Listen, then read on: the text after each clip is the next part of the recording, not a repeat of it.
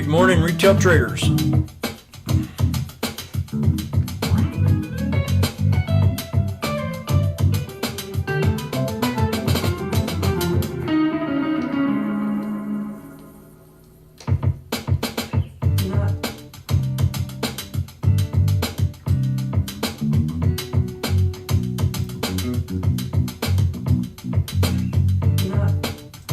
Now,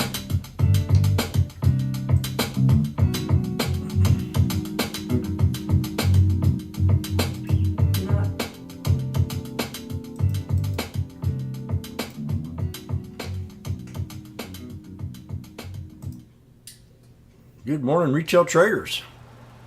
How are we doing today?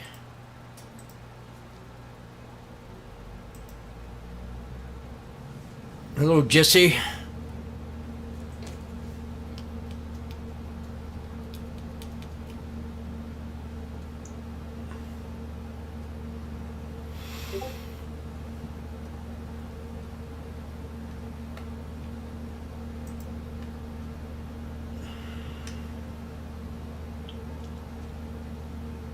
Gonna talk stocks today. Go back and watch my knife catching video. Also did an update on the cannabis sector. How to maybe catch some of them knives if it's still in the mode or in the mood. Can you hear me okay? Let me know that. Last time we had an echo a couple times. Not the last one, but the one before that.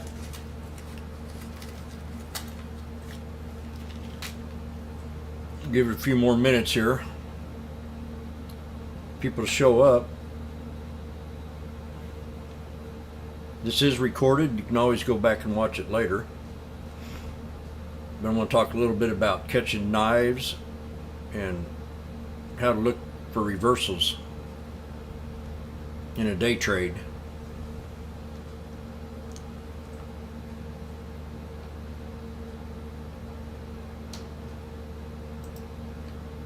I really enjoyed catching knives this past year.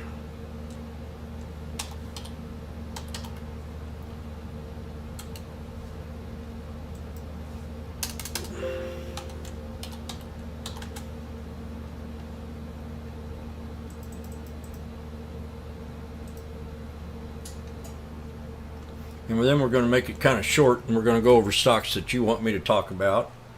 See if we can find some nice support levels and maybe some exit.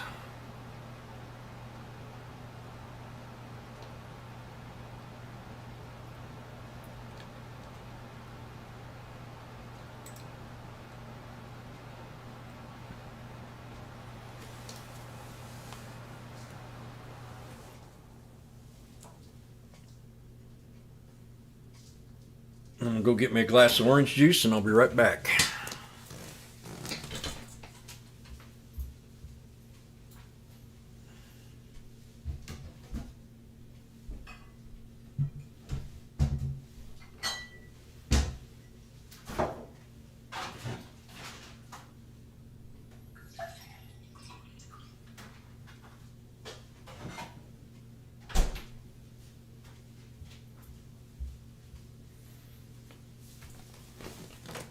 Got to have her vitamin C.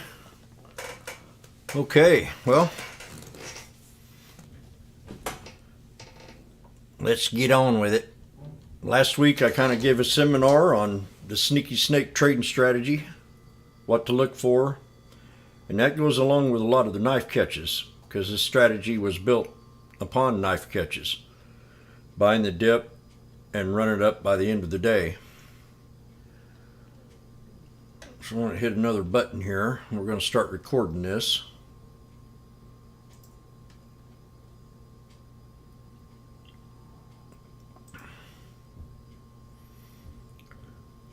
Welcome to the Sneaky Snake Trading Strategy.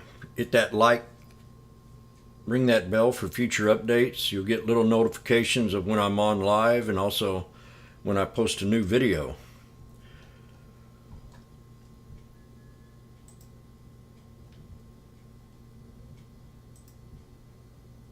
It's all about reading candlesticks and understanding chart patterns. And that's some of the best ways you can find these knives when you get pullbacks, and being in the now.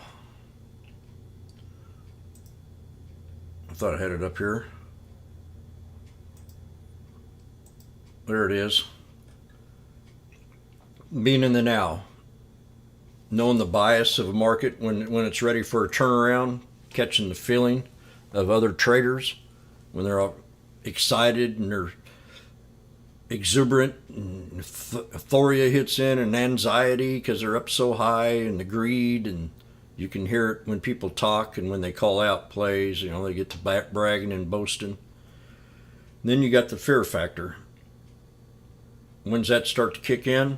That's a good question. You have panic selling, capitulation, discouragement, and that's some of the best times to be in the market, especially when you want to get the big spreads. The market changes time after time. It's never the same, but the bears are definitely in control right now, and they've been bringing it down more than I anticipated. That $30,000 level, at the 30,000 point level at the Dow. So we went down below it. So I want to kind of talk about how you can use these patterns and how you can use these candlesticks for a beach trade first thing in the morning. I like trading off 3 engulfing candles. I call them 3 black crows, and there's always a result when you have them, same as the 3 white soldiers. Then you have like the 2 engulfing candles right at open, and they bounce right up. So I can get in and out of a trade within the first half hour of the day and be done with the day. And then I can trade all day long, and it gets a little bit more difficult because you have the bears coming in selling off the market. And that's the way it's been here so the bears are really piled on. They know about when to get in, and we're going to try to see if we can see ideas that could cause that resistance level to pull back. So I was sitting here looking at Netflix and listening to CNBC, and they always bring up Netflix when it has a knife. And if you pull up like I use 3 different time frames, and maybe I'm going to show a couple others because we've pulled back so tough and we've hit year lows. If you pull up this year chart, for example, on the year low, we're definitely had hit the year low 3 different times down here, which caused triple bottom breakout to the upside, to the gap. So when you're wanting to find a resistance level, something as in Netflix right here, you'd see that big gap in there, and you say, okay, definitely you're going to have a resistance at the top of that candle right here, and that's right where we pulled back to. That's right where we hit during these pullbacks 2 different times, and almost the 3rd time. So this can easily pull back to like the pivot point in this Darvas box. This is a Darvas box, so it's a pattern. It's established a nice little pattern. It was bearish for about 3 months, hitting that pivot point, and then it got a little bit bullish, and it found the resistance at the double top, pulled back to the pivot point off the 50 SMA, came back and hit that double top. And then so you've got different lows right here, and I use the body of the candles. For example, I'd run a trend line across there, and that's where your next resistance would be on a pullback. It would be the body, not the wick, but it would be the last body of that candle right there, and that's called a hammer or a dragonfly. It could be a little bit thinner. So if I draw a trend line at that resistance level, and it pulled back,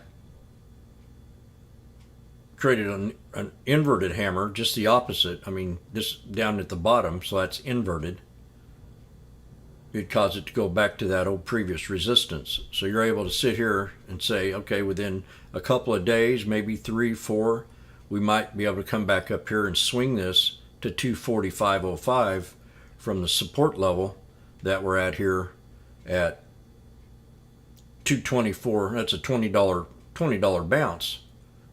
Excuse me. Yeah, that's a $20 bounce in a matter of 2 days. So you got your inverted hammer, and then you got a spinning top, which would bring it back to that double top. And that did it 3 different times, and then it's pulled back again, back to this support. So I would think my bias in this trade right now is I know that we're in a bear market and that these runs don't last very fast, but I also know that we hit a double bottom down here. And we could have the possibility of running it back up to the top to that resistance level. And then if that broke, the final resistance would be where that gap is at 245.05. So it's always something to really keep an eye on, especially if it pulls back to this bottom support. I would set an alert down here just to be prepared for it. At the mark, a little bit above,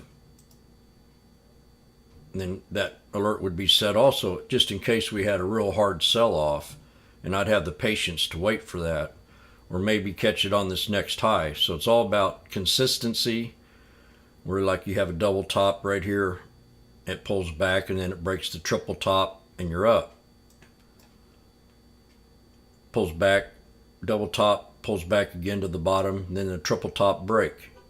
So everything runs in threes. Triple top, double top. So catching knives, you want to go back farther in date. Pull up the 3-year here, and we're at a 3-year low. That can still come back and hit the 3rd time and then bounce back up and stay in that Darvis box. And that's Netflix, Disney. And then I would even go back further than that if I was looking for, I'd take this to 20 years or maybe 15, but I know 20 years is good because that's when we had our last crash. And leave that in the weekly. Whoop, gotta go back here again. Put that on a 20-year time frame, hit the OK. And then this would give me other support levels that I could look for when I'm catching knives. Now knives happen usually on bad news or if there wasn't an FDA approval, if there was a shift in management maybe, earnings. Stocks like to knife on earnings, so you could take a scalp or a day trade on a knife right after earnings. If you're able to find this consistency where it starts to consolidate, you have your knife and then it starts to consolidate sideways, and then that's when you start looking at the stock very seriously for an uptrend. And you can find that there on that yearly chart between that gap. That would be your hard resistance. It'd be hard to break. Once it broke it, you have I used moving averages for my trading, for my resistance levels. I use moving averages for my support. So if we broke that double top here, or that triple top or whatever, if we broke into that gap, there's nothing in here in between, I would use my 200 SMA or my 200 EMA and run it up to the top of that and get out of it at 294 and look for another pullback, because that would be called a hard resistance. I've seen that happen so many times. Not fill the gap, pull back to the top of the Darvis box, and then bounce back up to the 200 and then break it. But especially if this market starts to get bullish and we start having a couple good green days, they're lasting in 2-3 days at a time, and then we have the hard sell-off, just as you saw last week on the 5-day, 5-minute. We had this huge pullback, and then we had that great run. That's a huge spread from 338 all the way up to 244. Or I mean, excuse me, 228 all the way up here to the top of that channel. And where did I get this line at? We'll pull it up on the 20-day and see. I measured the last peak that we had on the body of the candle, and I run it to the body of that candle. So the next time it came up, it hit that trend. And that's the way you find out trends. And then you know that you've hit a hard resistance. See where that body stopped right there? It's not just, that's the way it is. That's what happens. If I would have took the wicks, I don't think I could have got out of that trading time. And then you had the big knife the next day. So anytime I see a knife like this, it's opportunity. And I want to read the news, and I want to know why. The news is because of the unemployment numbers, which I don't believe in, but they came out to the positive side, which gives the feds and their excuse for raising up rates. So they're naturally, he's going to come out and say he's going to keep raising rates. But I feel like there's going to be a time where we're going to get complacent of hearing that, and this market's going to go ahead and rebound. I can't say for sure, but I've been here before. But I still think we're doing this all at the wrong time. But you know, I'm not a professional. I don't get paid up there to make those decisions. Disney, I was looking at Disney the same way. A lot of stocks had good pullbacks. So you want to look for recession stocks. And here's another one. I talk about the snake. So I want to learn how to catch these knives on snake. I'm going to pull up the yearly time frame. And I want to see, wow, we hit a triple bottom down here. And we bounced up pretty strong. And here we are again, back down to the last time where we bounced up. So I want to take the bottom of that last candle and put my final support right there on that hammer. Now that's in a reversal doji. You got to look at these candles, and they'll give you the clue that maybe you could be going up to a reversal. Now I've also added a new moving average to my charts, and if you want to practice with that, that's the 65 EMA. I love my 51 EMA. I've done very well with it. I've actually tripled my income by using this 51 EMA. Instead of getting out at the 50, I now get out at the 51 EMA. This is the 50 SMA. And I could have probably done that in a swing trade, although we didn't hit that 51, but 3 or 4 weeks later, I don't know about this market, if I have the guts to hold it on that long, but I have what you call a 5-day rule. 1, 2, 3, 4, 5, and you get out of the trade. But once I hit that 51, I'm pretty much going to get out of that trade if I'm in a swing trade. And that's the 51 EMA. I'd use it on different time frames. This here is the daily. So we have what you call a snake. This is what I call the strategy that I built last year. We have long downtrend, which I would call a knife. You can play it inside the box. It's a vertical Darvis box, in my opinion. And once it breaks out, it run right to that 200 SMA, and I got out of the trade. That's on the hour time frame. Now, if I was day trading or I was scalping, many people use the 5-minute, the 3-minute, and the 1-minute. I like using the 1 minute because I can catch these trades a lot sooner than other people can. For example, we've got many snakes here on Disney Friday. And I'm going to show you exactly where they are. And it gets you in a trade. You don't have to chase the trade. You don't have to chase them. When you develop the snake, for example, right here, we've got the snake set up. I just love this strategy. I've got many strategies, a lot. But this has been the safest one that I've built yet. I just take and build my snake out, just like that. And the 3 black crows caught my attention. And then once it broke out of that channel, it moved up and hit that 51. Came back, bounced off the 21, and boom, there you go, to that 65 EMA. Now you can look at it differently. You've got all the time in the world to take these trades. You got the snake. Oh, Jim, I missed it. It broke out. No, let it pull back again.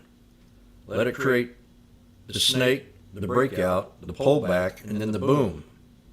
So most of the day, you could have been watching Disney all day long, and there's many snakes in here.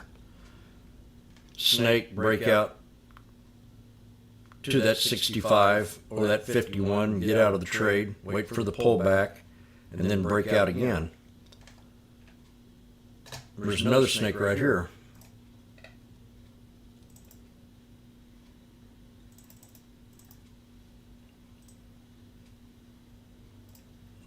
Big long snake finally breaks out of the channel.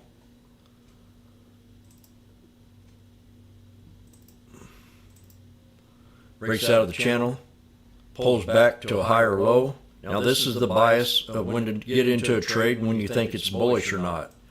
I've told the room many times, if we don't hit a double bottom and we hit a higher low, that you know that this thing is still very bullish. So you've got the breakout of the snake up to the 51 again, to the 50, to the 51, get out of the trade. You had 3 minutes to think about it. You had this bear flag come into the scene, and then all of a sudden it pulls right back. Where does it pull back to? The neckline. The neckline of this here head and shoulders. Bam. Then you have that chance to take it again, run it up, scalp it, or use it as a day trade. It just goes on all day long. You don't know where to take it to, just take it to a moving average. And where's this stop at? Let's draw a trend line right here to see if it can give us any kind of idea where we might be able to get out of the stock. We definitely had a triple top right here. We have a double bottom. So you got another snake, breakout, pull back to a double bottom, boom. So this trend line, looks to me like it hit a pivot point in here. Hit that resistance high. Let's see if we can go back a little bit farther. Damn, look at that. Double bottom.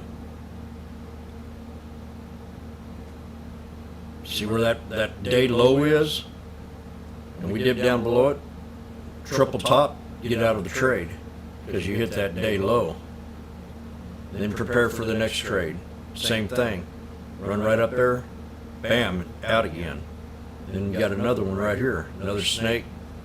Take it at the end of the day and run it up. Now that's a low. So you draw a trend line, where would that thing go to the previous day. So you're always looking at previous lows and previous resistance highs to get out of the trade. Now I'm liking Disney because it's down here under $100. If you're in the room, I always talk about it's a great opportunity once it breaks down below 100. But the market conditions have not been very fair here lately. I'm going to pull up that 20-day 1 hour. If this thing pulls back to this triple bottom, I'm going to set an alert just in case, and I'll be prepared to take this trade. Now, I want to point out something. This is a head and shoulders. These dips right here are head and shoulders, and that's called a shoulder line.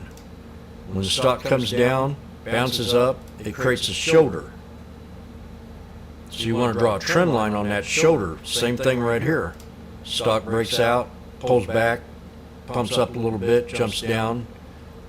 That's a shoulder line. So that's a very important place when you're in a trade and you think that, it's going to go down and you're having a real red day and it knifes like it did Friday. It can pull back to the shoulder line and bounce off that. And that's on that inverted head and shoulders.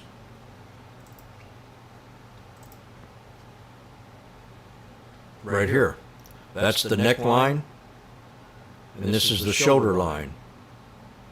It breaks up, comes back, breaks out to the double top, pulls back to the shoulder, and then boom, triple top break. That's a bullish flag.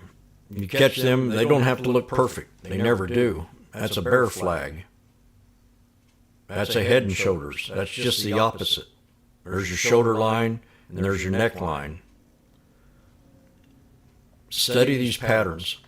When you're catching knives and they pull back to like a shoulder line of the inverted head and shoulders, or they pull back to an ascending triangle top right here, that's a solid support level. If it bounces way up and then pulls back and knives back, they always break out and they pull back to that resistance line on that ascending triangle. Same thing as these bull flags. You could be trading within the bull flag, and once you hit that third time and it doesn't break, you start to sweat a little bit and you want to get out of the trade. Let it come back and form another pattern.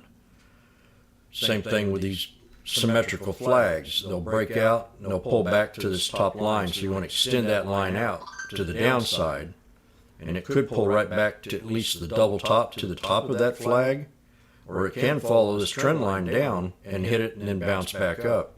It can do that in the next day. do that in the next day.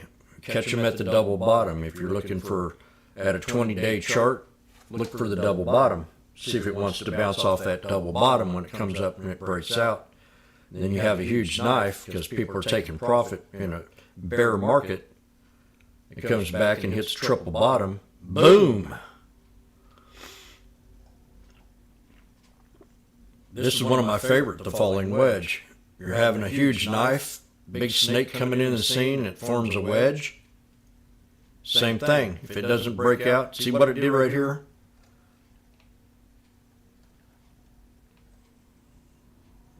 You have the snake, you have the breakout, 3 crows, then you have 3 black crows, and then it develops a wedge. On that third time, it broke out. So now you know that the stock's bullish, and it'll pull back to that trend line. When it pulls back to that trend line, take it and run it up and follow these candles as resistance levels. That or follow a moving average. If you have your favorite moving average, get out of the trade. Same thing right here. Symmetrical flag can do the same thing. You can break out, pull back to that top line, and then boom, or pull back to this previous high. And this is a bull flag. Double bottom the same way. They can break out, hit that resistance line, and create 3 black crows, come back, and while everybody else is yelling bearish, they're being biased about it, because you're reading the charts, that could be a solid support. And I call this the butt crack on a J-low bottom. And they usually pull back to that butt crack, and that still keeps you bullish in the trade. If it dipped down below it, then you're going to have to start looking for a triple bottom and see if that holds. Now, if it pulls back below it and it doesn't touch the triple bottom, but it creates a higher low, then you know pretty much that this stock's going to run back up and break this triple top. 1, 2, back up here again, and then boom. So it's all about studying these candles and watching them perform. I got a guy in the room that pays me 25 grand every time I call out a Cindy triangle. Not really. But it's just catching knives. You got to be in the now. You got to be consistent. I always bring this chart up. It's worked very well this past year, learning this strategy. Because when everybody's had been greedy and just, I'm saying I'm out. I'm out of the trade. And once I hit a triple top, once I hit a resistance level of yesterday's high, I get out of the trade, and I've done very well, and I don't look back. Although there's a couple times where I said, damn, man, if I'd have held that trade, I'd be up 5 grand today. Or I'd be up another $300 in a matter of minutes. But I've already made my goal. My goal a day is $1,000 a day. It used to be 50. It used to be 100. It used to be 300 when I worked with Vegas. And now that I've developed this strategy, it's brought in 3 times as much money. And that's just catching the snake, watching it consolidate, and then having the breakout, pull back, and then boom. And it's all there. I mean, it happens every single day. And all you need is patience. Snake, breakout, pull back to the double bottom, boom, to the 200 SMA. I'm going to pull up a couple more charts. We got Tesla. Tesla burned me twice now. I mean, the bears are really in control of this stock, more than I've ever seen it in my lifetime of trading this stock. And I got to find another support level. People are thinking that it's going to rebound right here, and it could have a short little rebound, but man, it's sold off so hard, so much bias in this stock right now, and they've always been against Tesla, always.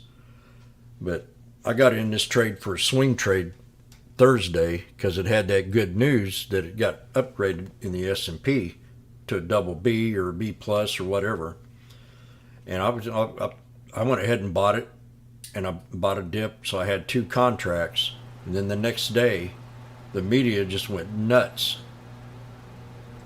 I mean, CNBC spent a half hour bad-mouthing it, And it had nothing to do with Tesla. It had everything to do with Elon. They take him for granted. Although I think, his offer for Twitter was just too much. It should have been like $35, and that at the most, because that's what I think Twitter is worth. But instead he offers $55, and who ain't going to jump on that? It's almost worth just paying the fine off and not taking and getting out of it. But the media has just been scoring him. I mean, just hard. So we could hit a year low or a 3-year low. We're going to pull up the year chart. We've got a year low up here at 206.86, and this was after the split. So it's adjusted to that their support level. And it could pull back and hit a double bottom at 206.86. So I'm going to wait it out. I'm going to wait for this snake. I don't want to take it anymore. So I'm going to draw me a trend line. This is on the daily. I want to be able to catch this next time perfect. And this is a huge snake. Or I could play it within the channel. But I got to wait for it to break out of this channel before I'd really think about trading it, or break out of this pivot point and start getting positive up in here and take a trade like that. But I need to set an alert for it on that year low. And that's back in here. We hit that 216 level. I don't know why I got that in there, but I'm going to set an alert right here off this previous low right here. And if we pull back to that number, we'll see if we do that Monday or not.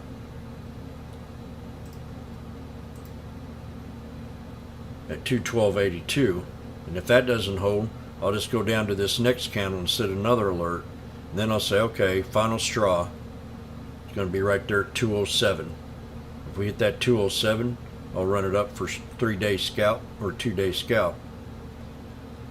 Pull up. I've been trading this for 12 years. We got a long ways to go. This thing can pull back all the way to 155. Here's your channel right here, your old Darvis box. So I want to color that in. I'm looking for knives. I'm a knife catcher. So I got to try to find the second place of consolidation. One right here between these two candles where that wick is. So I'd simply put a trend line right there.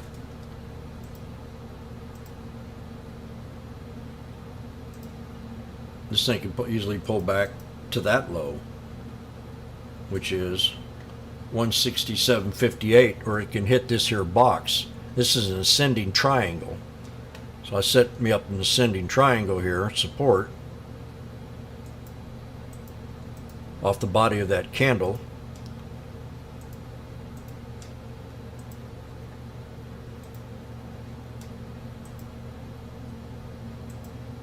These are very strong patterns right here. So what was resistance now becomes a solid support at 151.29. Like I said, I've traded this for 12 years, and I've never seen it act like this in that whole time that I've traded this stock. Never. Maybe it acted like that when Elon threw that rock through in that truck window. We had a bad reaction during that period. So I'm going to bring this to a 20-year. 15-year. Pull it up to the weekly. We'll leave it on the weekly. It's had one heck of a run. It's had one heck of a run. So you've got a couple other areas in here that you could draw a trend line where you had this double bottom. And that could be another support area to take this trade at a double bottom when it comes to catching these knives. A lot of people will tell you not to try to do it, but you've got to do your homework. I mean, that's how I've been able to catch all these knives. Here, 3 black crows and you run it up. 3 black crows and you run it up. It's a chart pattern. Consistent chart patterns. Then you got these 2 engulfing candles. That's definitely a trend line. Then you got this ascending triangle, which is a solid support. The solidest support that I see on this here whole chart right now is at 151.29. So if it gets worse, we could hit that, and that would be, I mean, I'd load the boat at that level right there. I'd go all in. So catching knives, you got to look at the news, go back and look at history, try to find places of consistency, like the double bottom right here, or triple bottom, or any kind of chart pattern, or two engulfing candles in the red, maybe three. That's called three black crows. But this right here, it's a solid support right there. If we do touch that 155, 150 area, bam, I'm going to take that trade. So I had a guy ask me today on YouTube, he said, how do you determine, he doesn't like to buy puts. But that comes back to being in the now. It comes back to being in the now, realizing when people are getting real greedy and looking at your resistance levels, looking for a triple top, looking for a double top, looking for that trend line.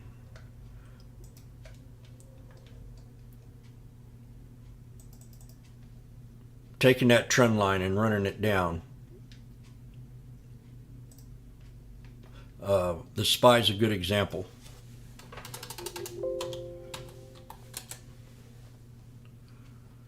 When we had this breakout,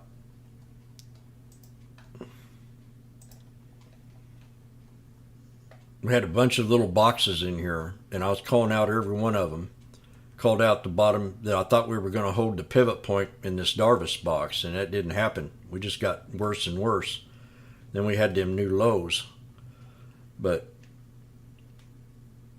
calling this out was just perfect. The three black crows, I've never seen anything like that on the SPY as far as I can look back. From maybe when we had the COVID outbreak at the beginning, or back during the housing crisis back in 07 and 08. We had these huge engulfing candles with huge gaps in between, and that definitely caught my attention. I said, we got a beautiful trade ahead of us, and we run it all the way up to the 200 SMA and got out of it. And I started calling a reversal. It goes back to that flag.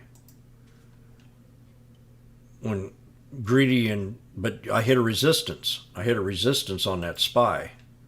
And that was the 200 SMA. Took it all the way back down to this Darvis box and bounced it off of it again to the 21. It only took like 2 or 3 days. So we ain't had that many good days in this downturn. It's all about the Feds. We've been listening to the story about the Feds all year long. Saying, when are they going to do it? When are they going to do it? When are they going to do it? Well, they're doing it. We broke out of a snake just here recently. We had a snake, we had a breakout, we had a pullback. So this is a higher low. We could come in Monday, and with that sell-off we had on Friday, just an ugly sell-off. Didn't hardly ever want to break out of the snake, and when it did, it pulled right back pretty hard. And then we finally hit that 200. There's a couple geniuses in the room that played the SP, I don't know if it's SPY or the SPX, because we know right into close that you have a good possibility of taking a good trade and running it up and getting out of it and making some real good money. Although it was a real pissy day, it still paid off at the end of the day. So and I'm sitting here trading it within the Darvis box on the channel as we're going down, scalping it for 10, 15 cents, and each one of them is $150 in my pocket because I'm buying 10 contracts at a time at $1. I hardly ever go over $2,000 when I'm in a trade, when I'm scalping, when I'm day trading, because I want to be in and out of them, and if it doesn't work, I get out or I add on, as long as I'm watching my box, my channels, my support levels. First thing in the morning, we took this snake right up here, run it up, hit the 51, and I got out of the trade. Then it pulled back and it created a boom. So you got the snake, break out, pull back, boom. The beach trade happens every day. I look at these candles. You know, the other day we traded the stock. Oh, let me see here. And this, I think it was the SPY. We had a huge engulfing candle, huge spinning top. We're just huge engulfing candle right here.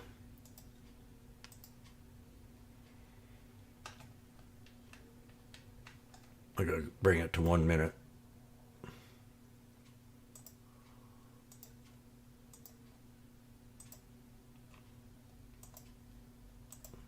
I use the 1 minute because I can find these trades pretty fast. I think the day I want.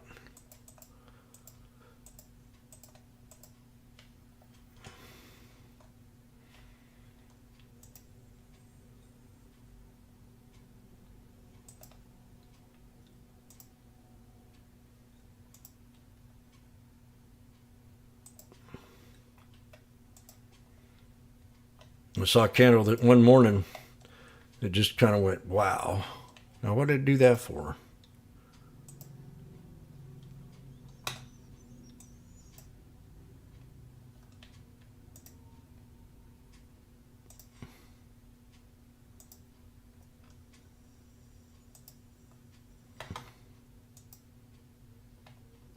Huh. It's not going to the 5-day.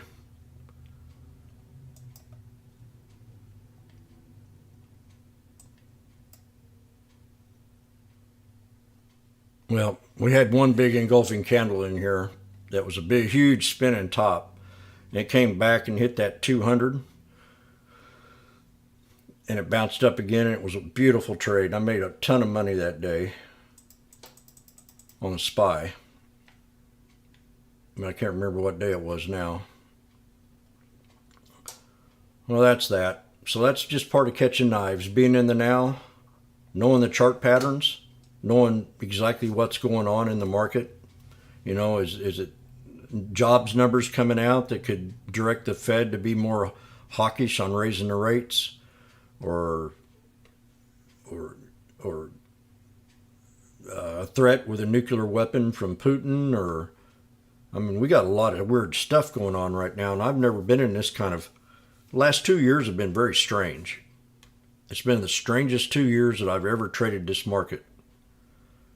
Ever. And I've been watching it every day for 20 years.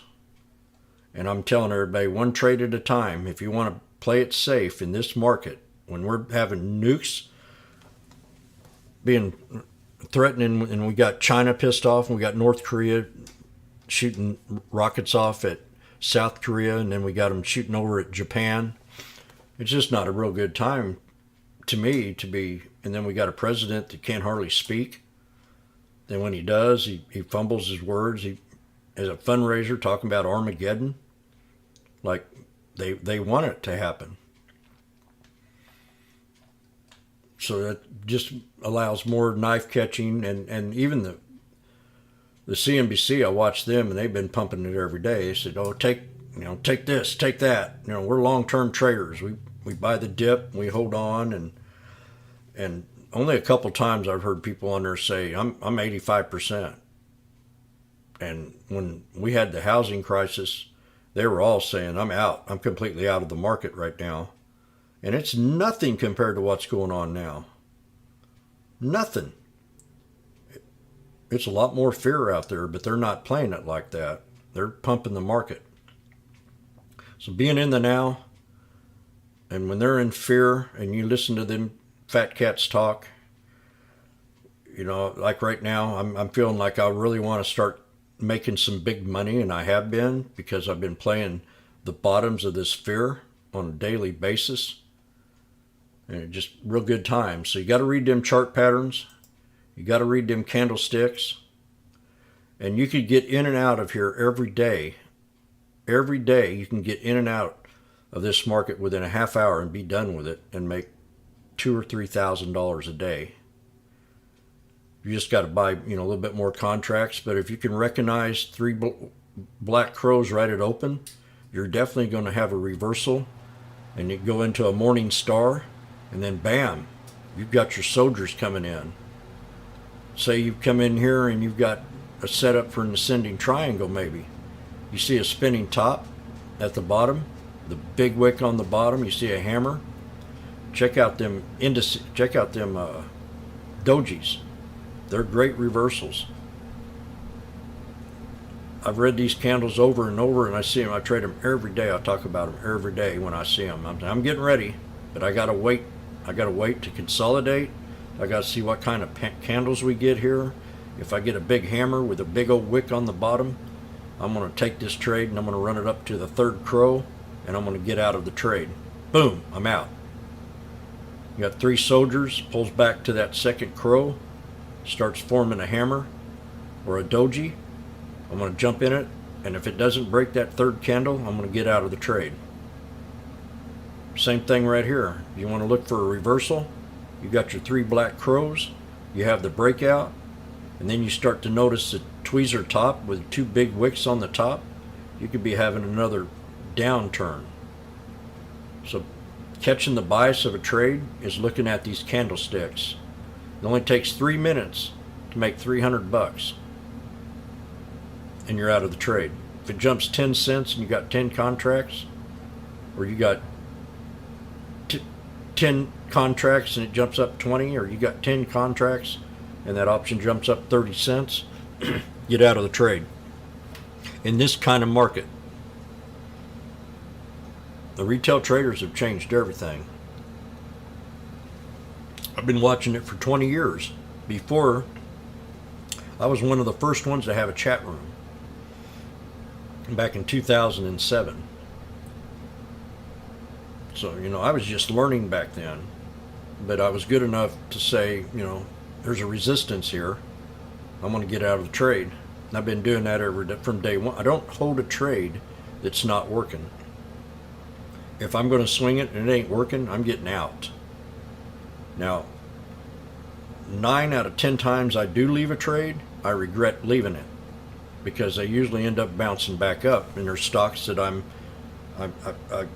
there's stocks that I know that are good stocks. There's stocks that have money. There's stocks that have a consistency of volume. There's stocks that are talked about every day. Netflix, Disney, Tesla, the oil stocks. Being in the now, you want to know about bias. Okay, last week OPEC decided to cut 2 billion barrels a day in their production, and Biden went over there begging for oil, begging, and they laughed at him because this guy's an idiot. They laughed at him, and then they turned him down. And there's a lot of countries that just can't stand this guy. And so he's going to Venezuela to beg for oil. So the first thing I want to look at, are oil stocks. I want to look at XOM, MRO, Oxy. I know Buffett loves Oxy. So those are trades that I know I can make money on. Every time Biden talks about chips, the stocks have a tendency of failing. AMD got a downgrade right after he went over and pumped up IBM. And look at this. Ever since he gave that speech, it's cursed. He did the same thing when he pumped it before. Said he'd putting all that money in chip makers and bragging about it. So how do you find a support on AMD on a knife? I mean, that's a huge knife, from $70 all the way to 58. A lot of people made money on puts on this day. A lot of money. So I'm going to pull up that yearly chart. I'm going to look at it. Darn, man, we're at a year low. I'd run this stock all the way from $9 to 160. I didn't stay in it, but I'm saying it ran all the way from 9 to 164 during COVID. This stock can drop down. We got the ascending triangle right here. She stopped right at that ascending triangle on Friday. So that's a solid support. That's a hardcore solid support. I mean, it can easily bounce back up and hit this 200 again. because that ascending triangle, when it comes to knife catching, you got just a beautiful snake here. At the beginning of the snake, you have a small breakout to the 200, pulls back, creates a higher low, and then you have your boom. As long as it holds this ascending triangle support level, I can't tell you over and over and over how strong that is. But it's all about market conditions. I mean, if we have another bad week, we could pull back to the pivot point in this triangle, which is right here at 4807. Or it can pull back to the bottom part of that. Every chart, every pattern has a pivot point, has a reflection point, and that's your pivot point inside of this ascending triangle. But I know that this solid support right here should hold on a normal day. I'd load the boat. But being in the now and what's going on with the feds, it's a constant battle in tech stocks.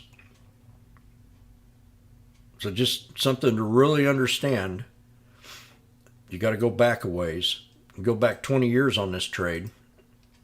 Or let me go back to when Vegas and I started trading this. And this was down here at $9. We took it off this 200 SMA, and then she ran all the way up to 20. And then we had a $30 target, and it hit the $30, a double top, and then it just kept going and going and going and going because of COVID. All the tech stocks just ran like a dickens, and the market and the country was closed. The country was closed down. I had to shut half my business off, and I didn't get no compensation for that, none, except those little stimulus checks. But I lost thousands of dollars in my business, and I had to dig in my savings to keep it going for almost a half a year till I figured it out. But then I started trading stocks, and I was making supplement income doing that. Well, I've been doing it for a very long time, for 20 years, but thank God to tech that I was able to survive. So we pulled back to a very important level right here. This is 3 white soldiers right here, where we had the breakout. 3 white soldiers pulled right back to that ascending triangle. So that's a real solid support. Now, I know a guy in the room that played puts on this. I don't know if, he made some good money on it. But I would have took it maybe down. I would say, hey, this thing might go back down here to that ascending triangle. I'd hold on to them. Because I know that catching knives, and I've seen it 1,000 times, that they'll pull back to the next chart pattern. And that's that ascending triangle. So that's that. And we're going to go through some stocks here. I don't want to sneeze.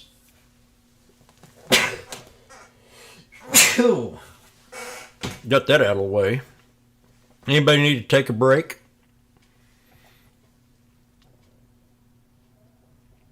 Earnings. There's another good idea. Earnings plays. M. King, how you doing? Slice, Aloha, Jesse, and who else? I hope everybody can hear me just fine. Anybody need to take a break? Go use the restroom. Did everybody understand? Go back and watch my little video here on knife catching. I got to go back through the calendar and you can see how I use my moving averages.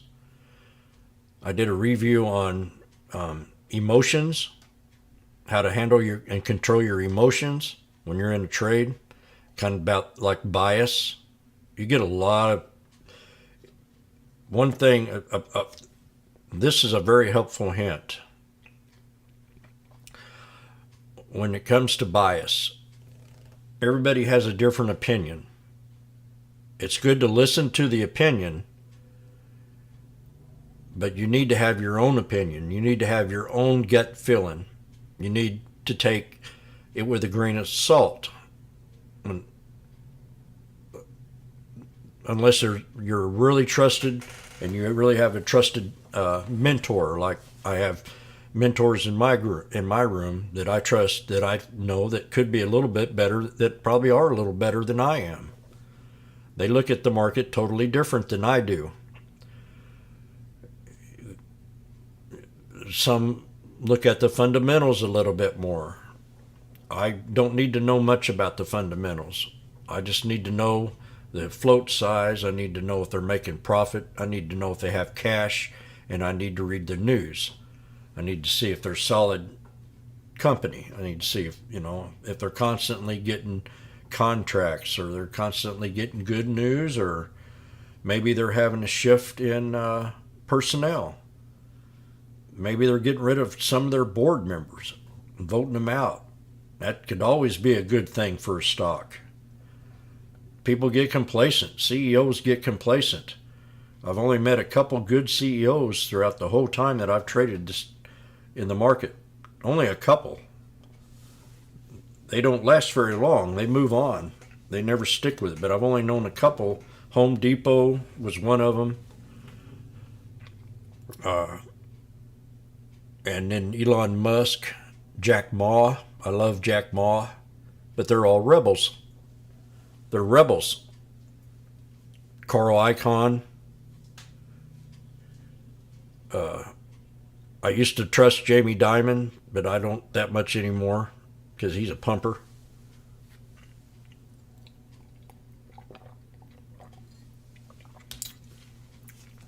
I listened to CBNC for 20 years every day. I've watched Maria Bartimalova. I've seen a lot of new faces in there that I don't trust. I mean, young 22, 30-year-olds are mixing it up. They're making sure they got a few lesbians in there now. It's more about politically correct than it is about listening to them talk about stocks and being chartists and stuff. So, not that I have anything against that, but I'm just saying they're totally different than what they were 10 years ago. I can't listen to half of it anymore. And when I do, I mean, every day, buy the dip. We're in here for the long haul. And they're not being honest with you. They're not being upfront. I would be upfront. I would say, the market is not in good shape. The unemployment numbers, the participation rate in America is very, very high. I mean, very low. In my opinion, we're at a 17% unemployment rate. We're not at 3.5.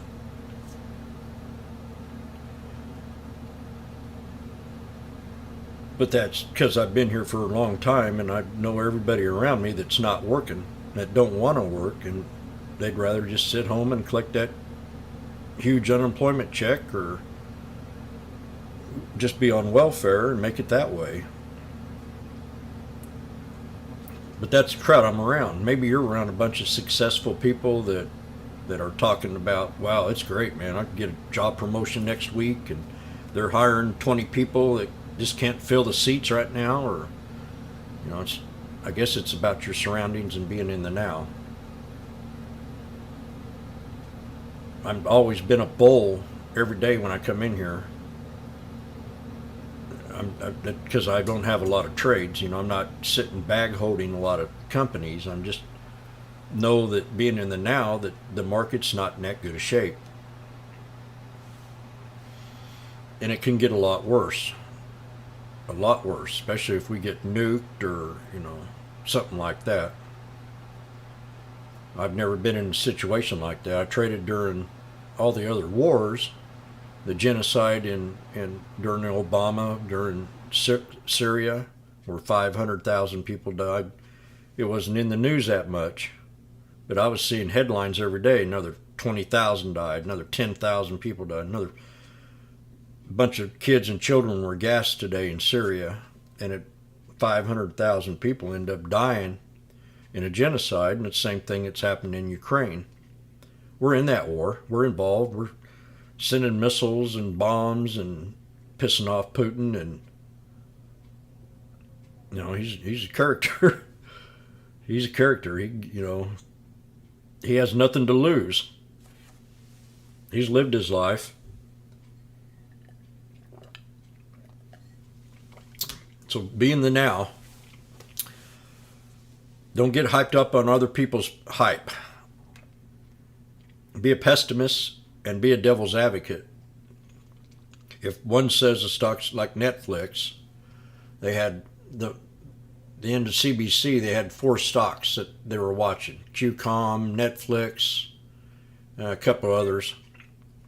And they've been pumping Netflix for, they say, well, it's down 70%. And when we were up here at $700, I was yelling irrational exuberance. Irrational exuberance. I mean, this is way too high, and they're upgrading it to $815? You got to be kidding me. And then look what's happened in the past year. It's pulled back, and it can pull back, and I'm looking for a channel. I think it can pull back to this Darvis box. I seriously think we can see 128 on this stock if things don't change, because we were 2 years where we were steady in this here area, and it's been nothing but an uphill climb. And then we broke that double bottom right here, that snake, and run all the way up. And I don't watch TV. I watch YouTube and make videos. That's all I do. I don't listen to anything on TV anymore. Not since they took off Cops. They took off Cops because of politically correctness. But that was my favorite show. It always kept me, I'd say, thankful that I'm not getting in trouble like I used to when I was a kid. So I created a little Darvis box in here with a pivot point. We were bearish here, now we're bullish up here. As long as we stay above that pivot point, I'm going to still stay bullish. If we go below it, I'm going to run this thing all the way down to 170, 173. I'll buy a put for 2 or 3 days and take it on down. 179 is where I got my alert set.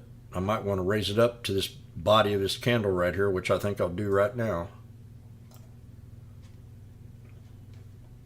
And replace that. Because you got another Darvis here that has a pivot point right in between there. Okay, that's it. Let's talk about stocks that you like. And so the first one we're going to look at is TSM. That's chip maker stock. And this is Asian.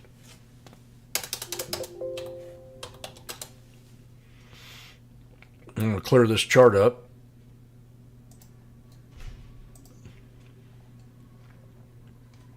Get rid of my support here.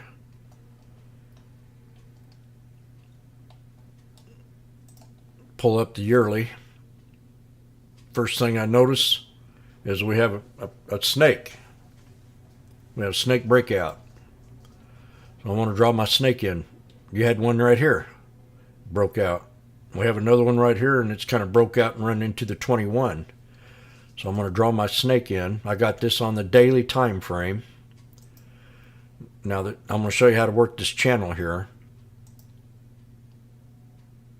Take it to this body right here, to the next body of that candle, and then go ahead and put a stop to it. I can't see it very well, so I'm going to enlarge it where I can get pretty precise with it.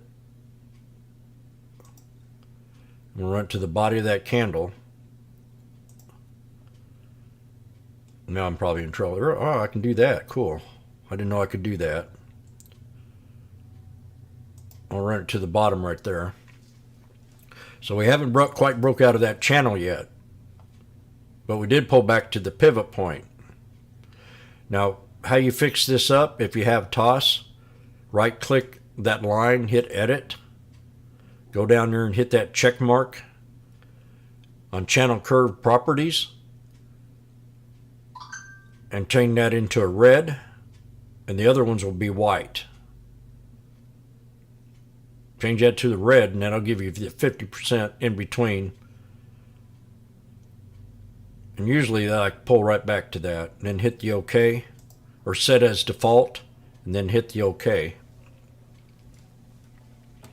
That's right click, go to edit properties, check in the 5 down here on channel curve properties, hit the default button, make it any size you want. I turned mine into a 3x, made it 3 times as big, the width. Hit set as default, and then hit OK. And that line will appear. If I didn't check that line off, that line would not be there.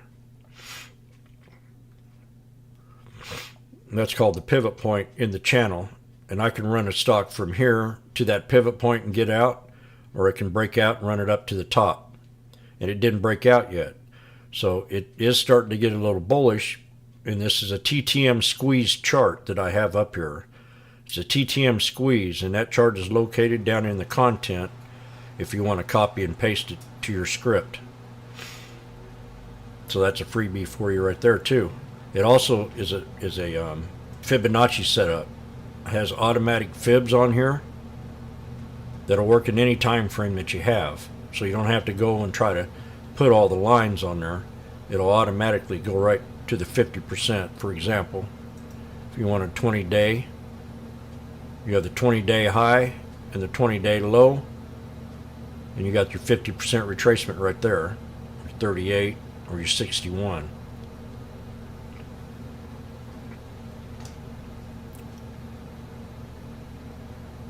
So this one right here, I got it on the 20-day 1 hour right now.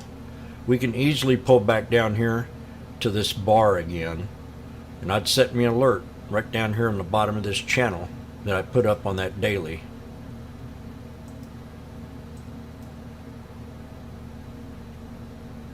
That's a big long snake. Once it broke out of that snake, it'll probably bounce up and hit that 51, and then pull back down and hit the trend line again, and then boom, run on up.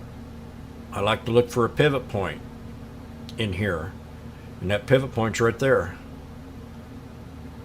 which runs right into that 51. You recognize them. You recognize them.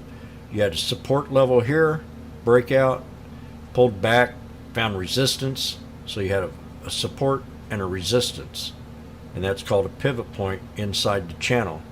And that's the only one I can see right now besides this one right here, and that's not as fulfilled as this one is because you have the bodies of them candles. So I want to draw a trend line across that for a resistance level inside the snake. If it broke out of this channel, I'd run it up to that trend line and get out of the trade, because that's a pivot point in this channel of a snake. You got the low, breakout, pull back, then resistance.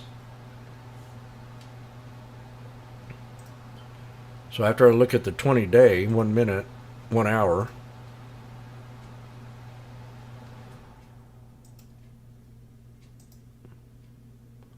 I want to try to find anything else in here that I think where it's consolidated. And it consolidated right in here. And then you had those 3 white soldiers that came right in here too, that hit that pivot point area. So that's another resistance level. And I'd draw me a line to the top of that candle and the bottom of these. And that'd be another exit idea on the 1 hour time frame. Using the moving averages, runs into that last resistance of that 50 SMA. If I wanted to take this trade on this time frame, I'd look for this. Got a snake right here. So let's clear this up. You got another snake right here. Now you've got the 9, and you go back and look at my moving average video. When that 9 starts to cross above that 21, that's a bullish sign. I'd take that trade and I'd run it up to the 200. That's a no-brainer. And I'd get out of the trade because it hit that pivot point area that I have in that chart that I showed up a little bit earlier, which is right there. Runs right into that 200, get out of the trade. I would have got out of it right there because we had this triple bottom right here. Found resistance on these 3 crows. And that's going to be a good chunk of change, especially if you broke the 9 across the 21, This is the 9 EMA crossing the 21 SMA. You can set up a scan that can set you up for that kind of trade. But mind you, you got a snake here. So you want to draw that snake in.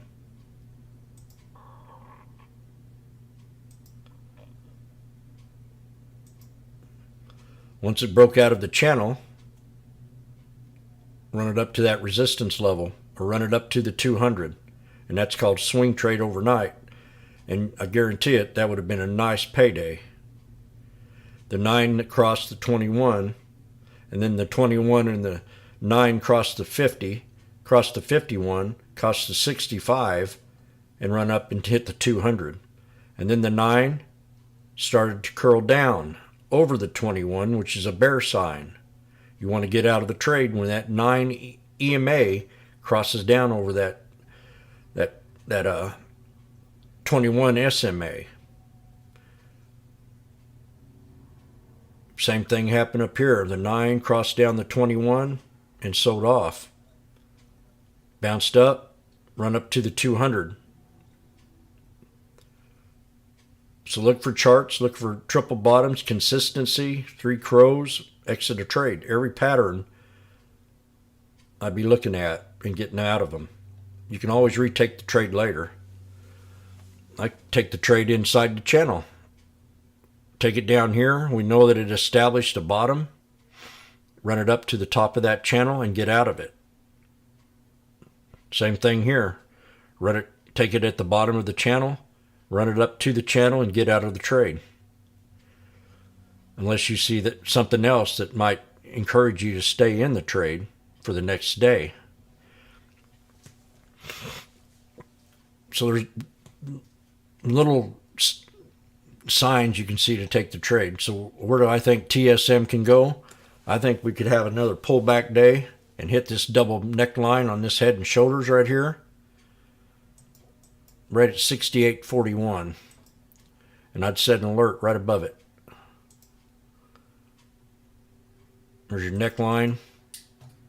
Set an alert right here at 68.71, and wait for it. We're creating a snake in the last couple of days, so you don't want to take the trade until it breaks that snake. Run that trend line from there to right there, and there's your snake. So you're at the beginning stage. You're not at a stage where you want to take this and run it up.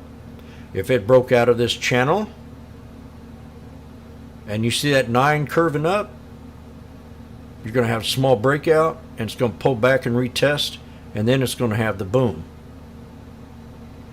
That's how them snakes work. Almost every trade will do that, but you are getting consistent here, but that's after hours. I mean, you can't really make a marker there. If it pulls back and hits here, I think you could have a pretty good little bounce back up to the top of this channel and then maybe get out of the trade. So that's, that's 68 to, that's $1.70. But if you hit a resistance, you don't want to stay in it. You want to get out of it and let it test itself. If it does break out of the channel, obvious it could pull back again and you'll get right back in at the same price or even at a cheaper price. Depends on how the delta goes with it. And I'm not a professional options trader by any means. I just scalp them. So your hard resistance, if it starts to run, will be the 200 SMA. That's your pivot point. 200 SMA, bam, get out of the trade. 200 SMA, bam, get out of the trade. 200 SMA, bam, get out of the trade. 200 SMA, bam, get out of the trade. That's consistency. You're getting out of the trade before others think about it. And that's the benefit of the sneaky snake trading strategy, is to sell when it's in heat, when you're in greed, and to buy when you're in fear. Buy the dip. Not enough people study these charts. They don't look back. I had one guy tell me he made over $2 billion because I set I was in his room and he traded little bitty scalps and he had money, but he never saw, or nobody never told him to look back in history and look for them triple bottoms. Look for that 20-day low. Look for that year low. Even in a 1 minute time frame. And he messaged me, man, and said, "Jim, I can't believe how my trading has changed."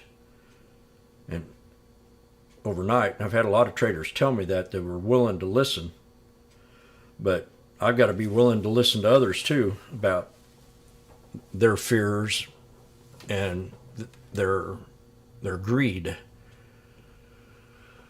Many traders like to swing trade and they're just not used to scalping. They're not used to dips like this that don't hold their gains, and they can't deal with it. It's hard for them to buy puts because they're swing traders to the upside. But I'm showing you ways that you can be a swing trader to the downside if you look for them patterns. Look for those double bottoms. Look for those ascending triangles. Come in the day. I remember many times when I'm in the room and I'm talking and people are catching on, I say, go to that previous day and see if we hold that support and then bounce up. I mean, this is bad. TSM's not a very good one to be looking at, but we've had a real hard sell-off here in the market. Real hard sell-off. Nothing's holding. And just because people are piling on, the bias now is being in a bear market. And I've been a bull in a bear market for almost a year, learning how to trade this snake. These dips that come early in the morning. You got a symmetrical flag, which is a bear flag. I can show you up on that chart coming up from an upside. Right here. No, not there. Right there. It's a symmetrical flag. So that's a bear flag. You're up here, and it's dipping down, and it forms a flag. That's a bear flag. It's going to dip on down. You're coming in from the bottom and moving up, and you're feeling like it's a bull market. It's creating a flag, and it's going to break out on that third. If it doesn't break out on that third try, then I'm pretty sure it's going to pull back down again and dip out of the flag and pull down. If it doesn't, the bear flag doesn't hold that triple bottom, you're going to come down more. So that's symmetrical flags. Every flag forms every day. And every day you're going to have something like this. It's going to sell off.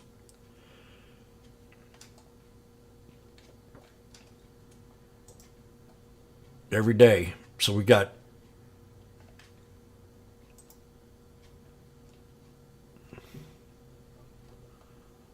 where am I here?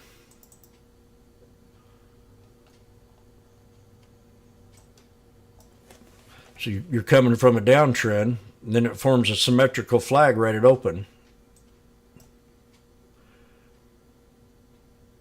You got a huge engulfing candle, which I look at that and I say, that's opportunity. That's opportunity. So it builds a snake. It breaks out of the channel, a mini snake right here.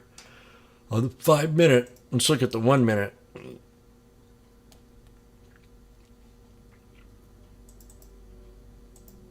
Damn, I can't get that 1 minute flag going. I got to do something about this.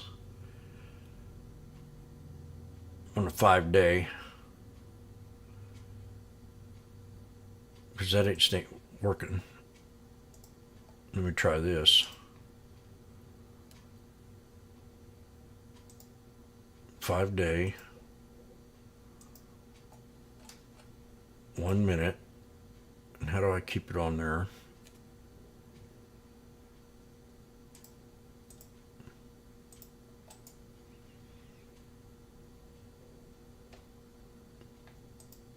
Just don't do it. Well, just draw it up like it is then.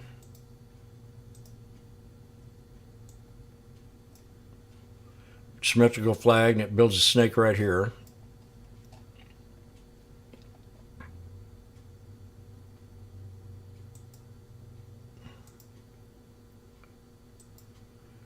You got that engulfing candle, builds a snake, breaks out, pulls back to the neckline.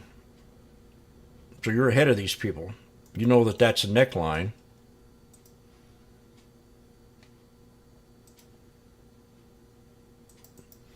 Pulls back, creates a little higher low right here. It's not a double bottom yet, because you're looking at the body of the candle. You're going to extend that to the right. And then you got the big boom. So you got the breakout, pull back with a higher low, and then you got the big boom. Happens all the time. Symmetrical flag is bearish. Then you get this huge sell-off, engulfing candle, and then it creates a snake, and then it busts out of the snake, and then it pulls back to a higher low, not a double bottom. Back on. Am I back on? Let me know. I'm still here.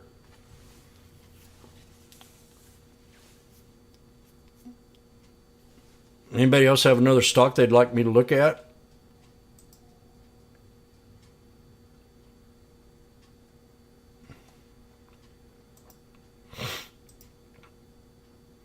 Remember those engulfing candles. Copy and paste any of these charts that you like. If you want to copy and paste that, I think you need to. You can go back in the recording and do that. Copy and paste this for the beach trade. And also during the day, like you're having a good run and all of a sudden you come with 3 black crows.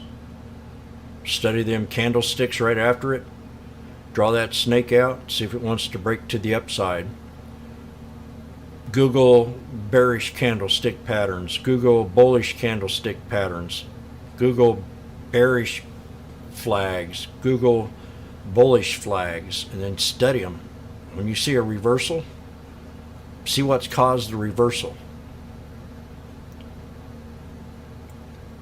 Now, I don't see too many of these here. This is an ascending triangle, but it's a bearish breakout.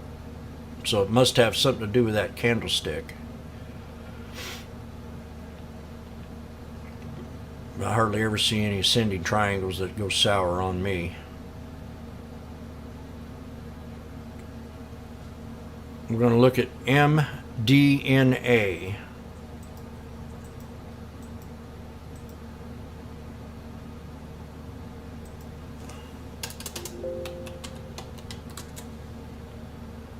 See, I look at this chart and I go, ugh. So I got to look at the news.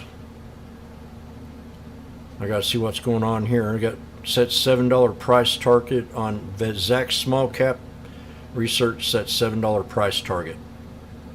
Announces upcoming presentation of society. So they've got a presentation meeting.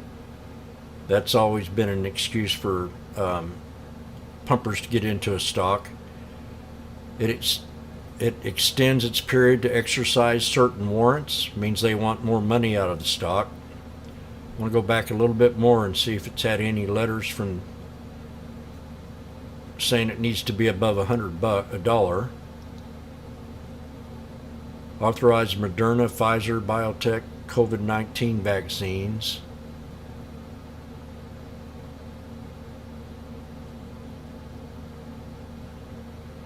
Someone lowered the price but also keeps a buy rating on it, so they know it's undervalued. So I'm going to go to the year chart.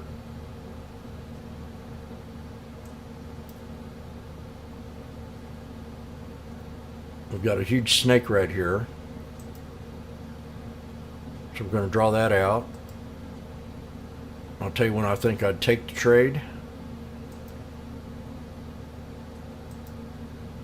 I'll draw that out like that. I know it's still in a downtrend, and I know that maybe we could hit a triple bottom down here on the yearly chart. So I want to set an alert just above the bottom of that candle. right about in there at what, 70, 80 cents. So I know if it triggers my 80 cents and holds that pivot point, I could run this back up here to right about the top of this channel.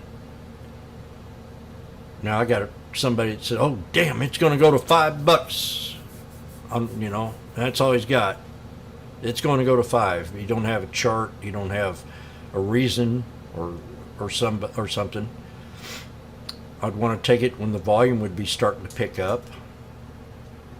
Maybe we're getting ready to have a squeeze, so it could be ready to break out soon. I'm going to check the news to see if it has anything that's going to be, if it's in the phase 3 of a clinical trial, or if it's anything like that.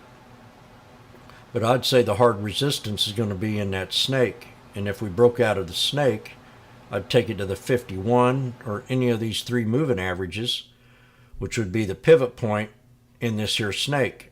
It'd be this bottom right in here and these previous highs. So maybe I'd take it to that. I'd draw a trend line right there. I've traded pennies for many years, so I know how to trade them. Right there, where that candle is, to that body, and I'd call resistance. I say it's going to have to get to $1 before it really wants to break out, and then run up to the 200 SMA, only if it broke $1 and broke past these moving averages. I have the 50 on here. I have the 65 EMA, the 50 SMA. I have the 51. So they're all bunched up here together. So that 51 is going to be a very hard resistance to break at 97 cents if it does break out of this channel. But I do like it right here at 79, 80 cents. I don't think I'd get in it unless I saw a lot of volume on my tape. A lot of volume over here. I seen it starting to move. See a lot more green in there than I do red. I'd look at the blocks. I'd check the float. Do you know the float size on this one here? 1 horse town. I'd see what kind of float size it had. If it had a real small float, I'd know that there's going to be more people pumping the stock. So it would be a good scalp for that reason too. But they've got Wainwright maintains a buy on this stock to $4. Everybody maintaining a buy on it. It's a booster dose, I guess, to do with, and that's about all over with, right? COVID. So that's bearish.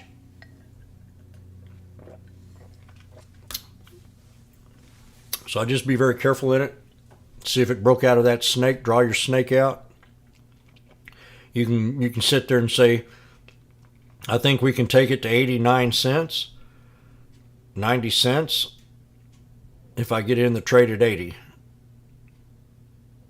And if it breaks at 90 cents, I'm going to run it up to the moving averages. And I think that's just below $1. And if it breaks $1, which is a major spot when you're trading penny stocks like this, you can run it up to 125 and get out of the trade. Or everybody else is stuck in it thinking it's going to run up to 180 to 160. You got to be very careful when you're in penny stocks. It has zero debt. There's a lot of good news behind that then. If it's debt free, that's another positive outcome for this stock. So you're down here at definitely at the pivot point in that channel, and you're at support at 80 cents. You start to see the volume pick up. It has very little volume. Damn, look at that. It's already hit my 90. Wait for it to come back down to this 85.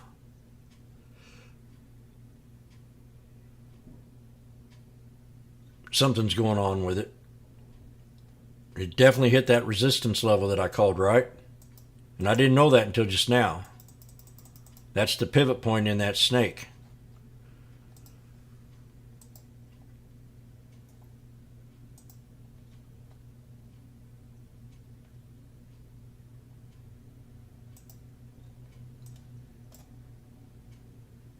It's definitely the pivot point. So you look at the gap right here and draw a trend line on the top part of that, and that brings it to 125. So you see where that 200 SMA is, right? On that big engulfing candle. That's definitely a hard resistance. Then you got the gap that you got to deal with, and they're hard to break sometimes. But you get a lot of people following this trade. They could easily do that. And that's it for MDNA. And you're always welcome to stop and pause these charts and copy and paste them. Use them for your own use.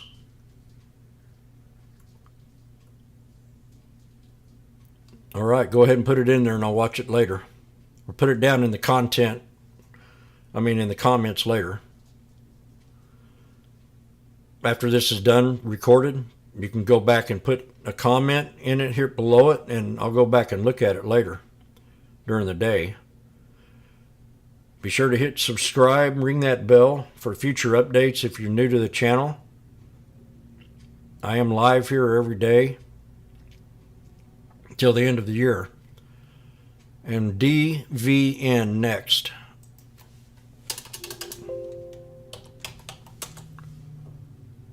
DVN's had a nice little breakout here. Devon Energy. OPEC agrees to cut oil production because it's stuck to run. So you got a hard resistance to break right here. And we about double topped it. Right there at 74.11. And I think we hit that probably Friday at 74 area.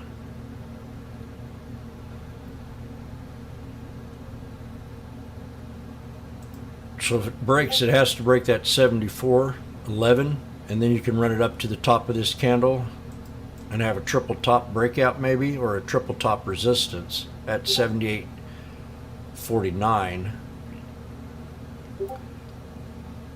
Support level is going to be the pivot point in here, which is right here on these two candles at 67.11, which keeps you at the 9 EMA.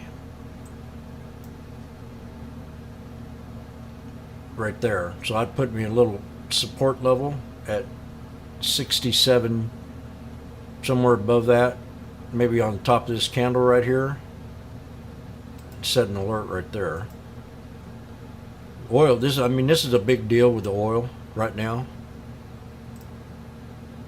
Until you hear that we're going to drill baby drill,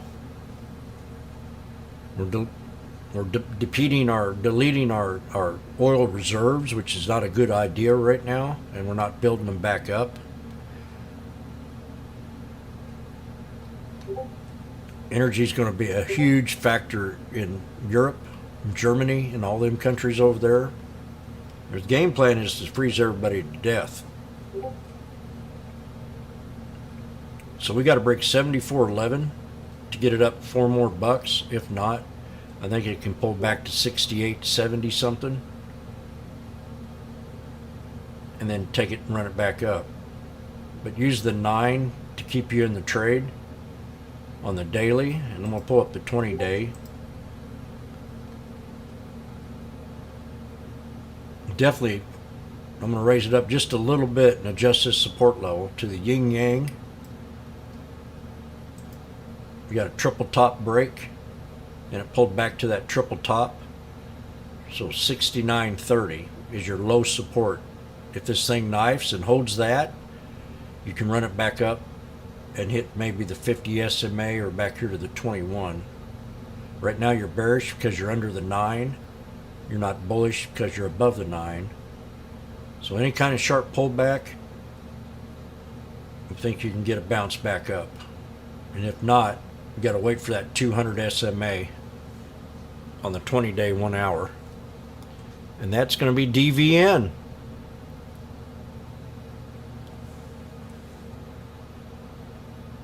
Grab. Grab.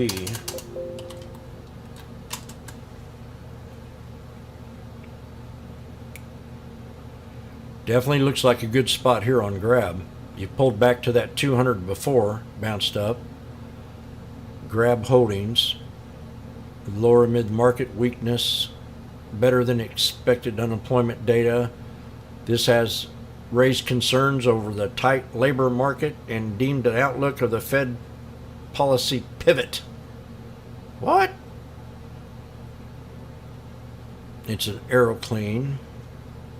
Hot around 3%. Shares are trading the company.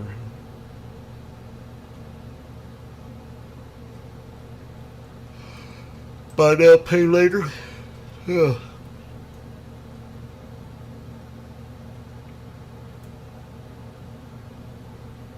Is this an Asian company?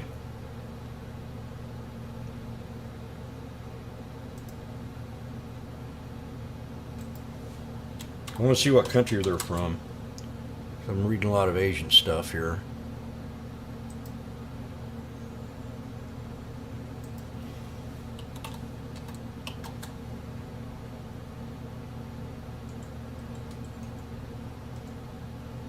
Yeah, it's from Asia. Singapore, which kind of gives me a little thumbs down for right now. But at least it's countries that aren't pissed off as bad as what China is and the Muslims.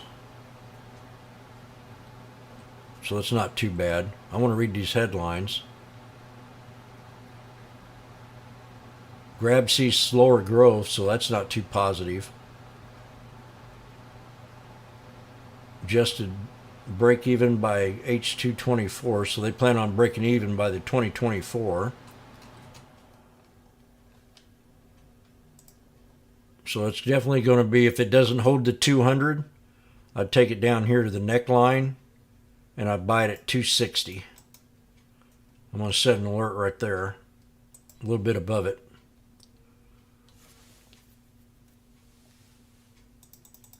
Make it 270 so I can get ready for it. I want to wait for it to pull back to my alert. That's actually too high. I'll bring it right there. This is the neckline. I think it can pull back to the neckline at 260 if it doesn't hold the 200 SMA. And then resistance to break is going to be that 304 area. If that breaks, it'll go higher. If not, it could pull back inside this Darvis box.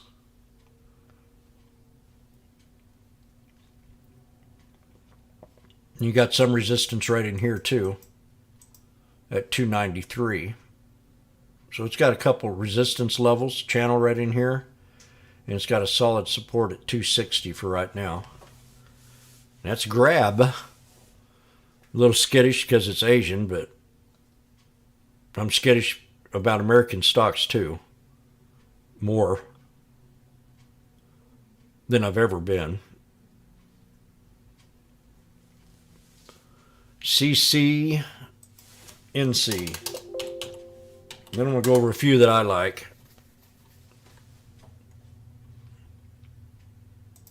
I've got a couple on the list here.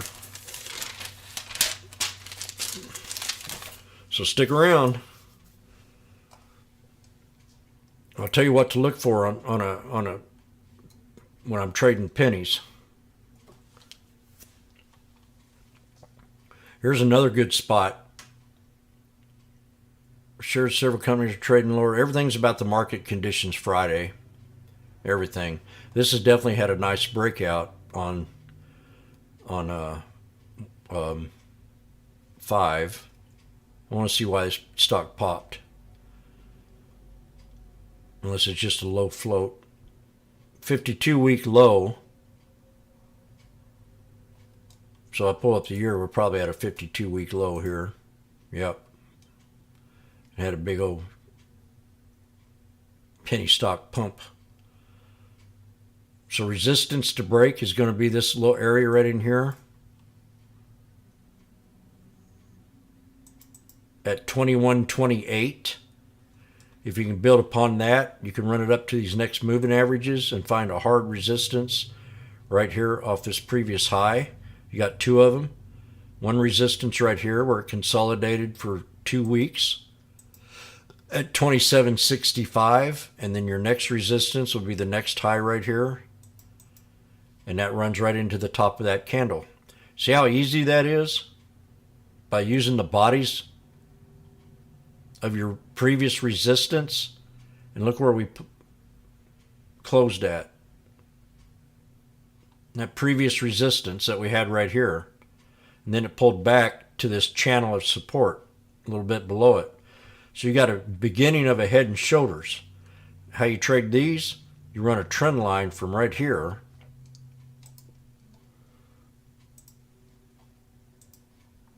you'll run a trend line from this candle right here to that candle right there and extend it to the right. That's right there where we had that other trend line at. So it's still consistent with that number. So that's a hard resistance. If you break above this trend, you can easily run it back up and find this next resistance right here at 38 maybe. Or that other previous high. And that's the trick of winning, is knowing that right there. Two resistance levels would be 27.92 and 39. Solid support, the resistance to break at 21.09, and then you got your triple bottom down here to get in the trade at 14 cents. I'd set an alert right on the top of these candles.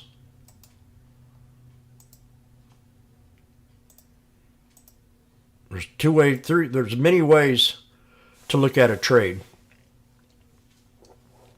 There's many ways to look at a trade, just not as it goes up, but maybe I want to buy it at support and run it back up to resistance to these different three levels. Or I want to take it once it breaks the triple top and run it up to the 200.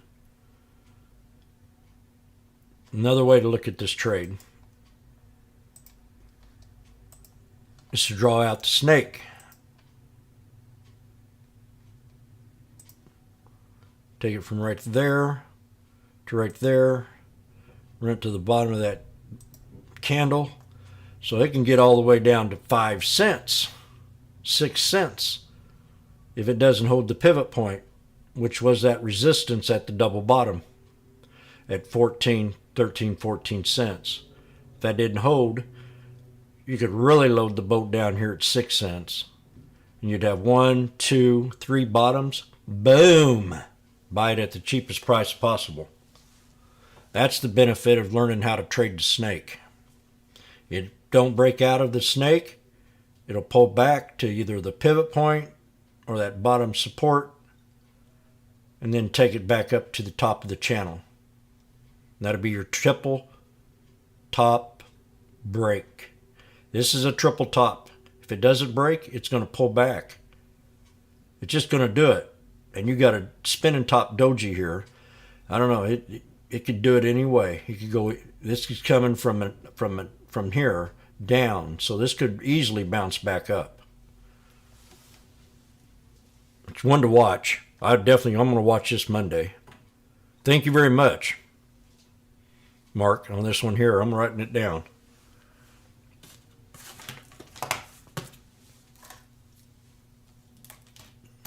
I'll be watching this come Monday. Now I want to go over a couple stocks that I liked this weekend, or the last week. I mean, I've got my regulars on my top 20, but here's Cano, C-A-N-O. Had a hell of a day, hell of a chart, consistent in volume, and it almost broke that $10. And Vegas and I used to always say, if it broke $10, you could run it up higher. If it doesn't break the $10, it can pull back to support. This is a beautiful chart. People are going to still be watching this stock. It had news. They got a buy rating. They've lowered the price target a little bit on it, but it's had they got calls in this trade. People are buying calls. There's a reason for this. Humana, I think somebody was going to buy them out. Yeah. Humana and CVS circled Canoe Health as a potential buyer. So, that's the catalyst that got this stock to going. And they're still thinking it's going to happen. And it can happen. So this is one you really want to watch. We're going to put this on the 20-day, 1 hour. You got a huge snake with higher lows. And then we had the big breakout on Friday when everything else went to shit.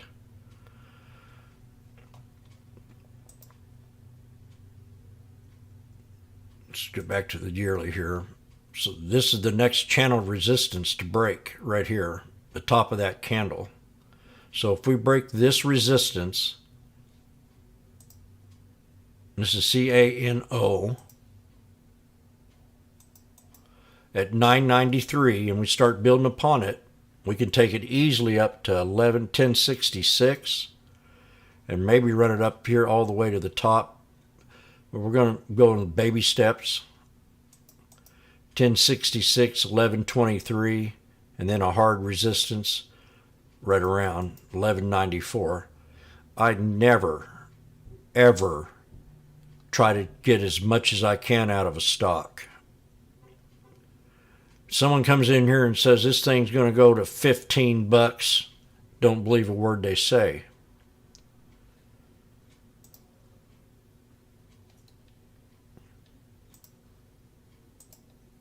There's a 3-year chart. So if we break this consistency of these resistance levels that's went on for 1 week, 2 week, 3 week, 4 week, 5 week, 6 weeks, 7, 8, 9, 10, 11, it can jump up to the next area, which would be that big red engulfing candle, which hits the bottom of them. I want to take that red one right there, and this is when wicks come into play. I want to look at the wicks and see where they touch on that. Try to hit it there. It hit it there. We got a wick hit there. We got a wick hit there. So definitely a hard resistance at $13. But I really like this, and that solid support. I got 835 on here. We're going to pull up 1 hour again. I practically want to raise this alert to the top of this Darvis box. And then I want to set another one right in here. It's this Darvis box with higher lows. That's an ascending triangle.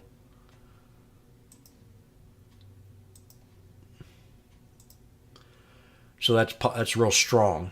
This thing can easily drop down here on Monday and hit $9 and then bounce back up and hit a double top and then try to break that 993. That's Canoe. So keep a good eye on Canoe. Very, very, very bullish. And then we got AEHR. Here's another one that had some news.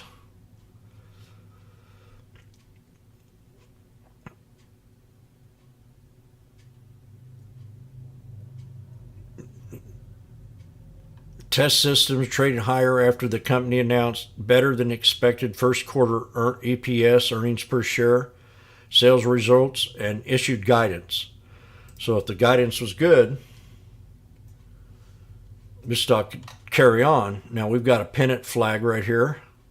This pennant flag could easily drop down to this support level, the last previous high. So I want to draw a trend line there.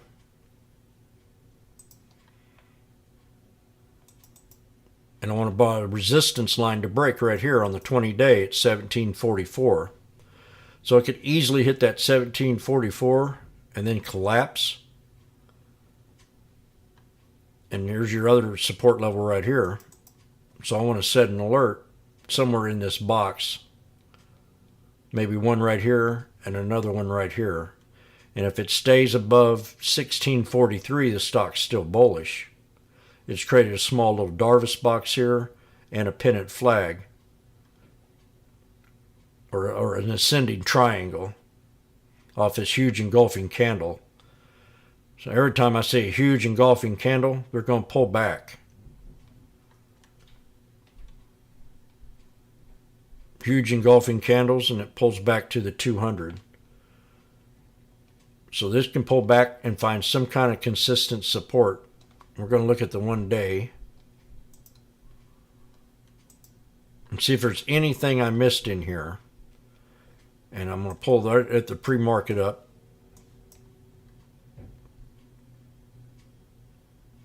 There's another pennant flag right here, and it broke out. So the bottom of that support level would be your third support at 1580. This is AEHR. So if it collapses, it can pull back here, and that'll be a good knife catch off the bottom of that flag. See what I'm saying? If that didn't hold, you'd set another alert right down here on the top of this candle. This is in the 1 minute time frame. So when I'm going down from the yearly to the 20 day, I always pull up that minute and I look for patterns. Here we had a pennant flag breakout.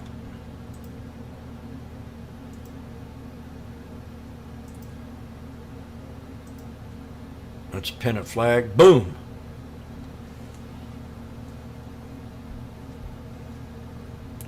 It was $11. So that's AEHR.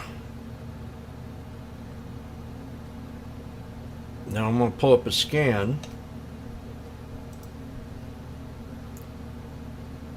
The cannabis sector is a good one. Last week that had that pop on that Brandon news. I didn't trade it. I waited the next day to see if the resistances would hold, and it did not. They dipped down, but I'm still watching them stocks. I'm still got them on my radar because a lot of people have a short attention span, and there's probably plenty of people stuck in this stock right now. I've seen big blocks coming in here, big blocks. People that don't know how to trade pot stocks get stuck in them. I didn't take the trade because I was busy into something else. I said I'll wait until the next day, and I did a video on it. Go back and watch both of them. And both of them I said be cautious.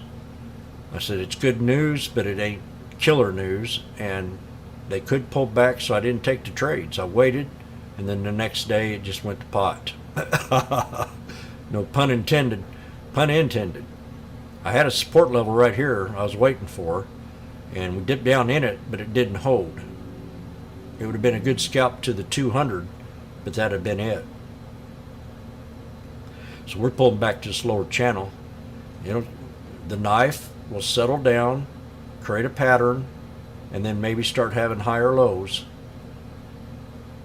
And then you'll have a channel to play in or to buy its support. But we know that a huge breakout in the pot sector is usually don't stand up very well. You got to get in there and do your job and get out. I waited until the next day. I didn't want to take that risk because I've been there. I've lost money doing that. I've got some good stocks in that sector. Now I've got a scan here. How I used to trade these pennies because we have a few penny players in here. You got 90 cents to $2. GBR, I look for consistency and I look for good high volume, like Ader. I've traded the heck out of this stock. Now Ader's starting to break out. We got us a nice little snake here. Let's pull it up on the 20 day and just see what it tells me on the 20 day 1 hour. What happened here? I want to go back on this day, which was the 30th, and I want to look at what happened on the 30th to cause this stock to go down. Reddit short squeeze, so this is a pump. It had a direct offering of $20 million. There you go. Now a lot of pumpers like this, I can't stand it when they pump stocks like this. I will stay away from anything that had a direct offering. Period.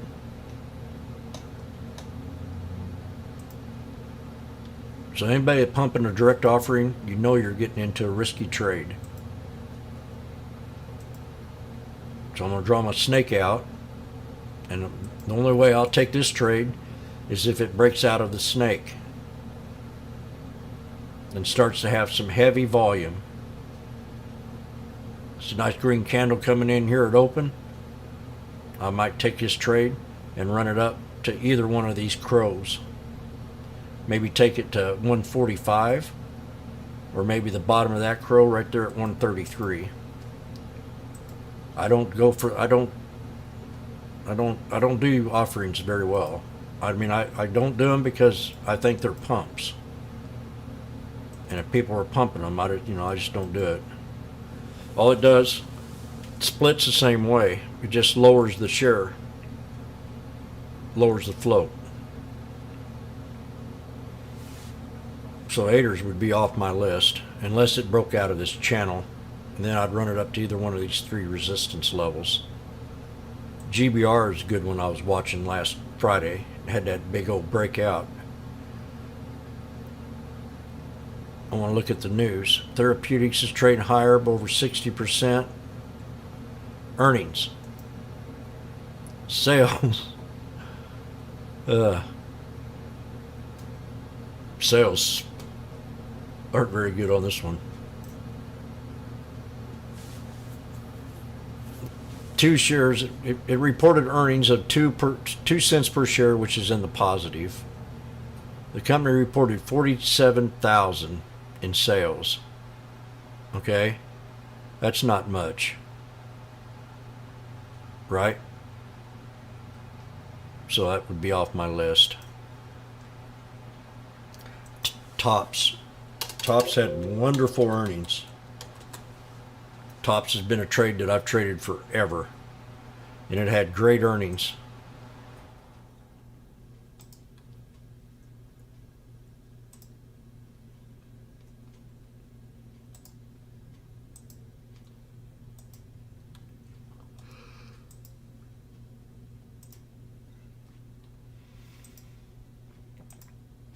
So here's your 20-day, and we got to look for knife catches.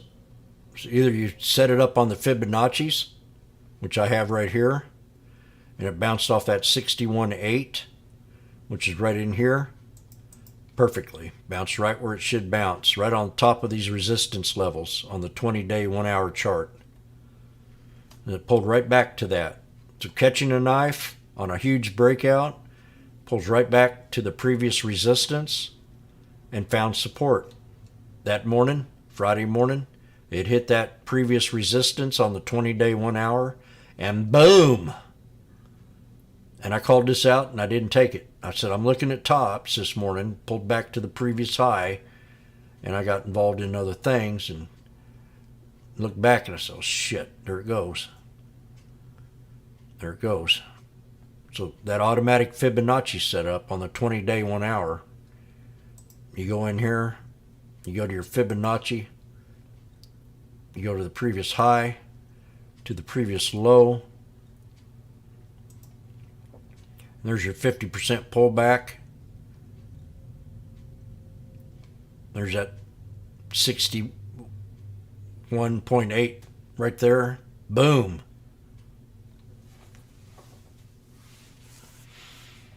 That's always a good number to look at on a breakout knife.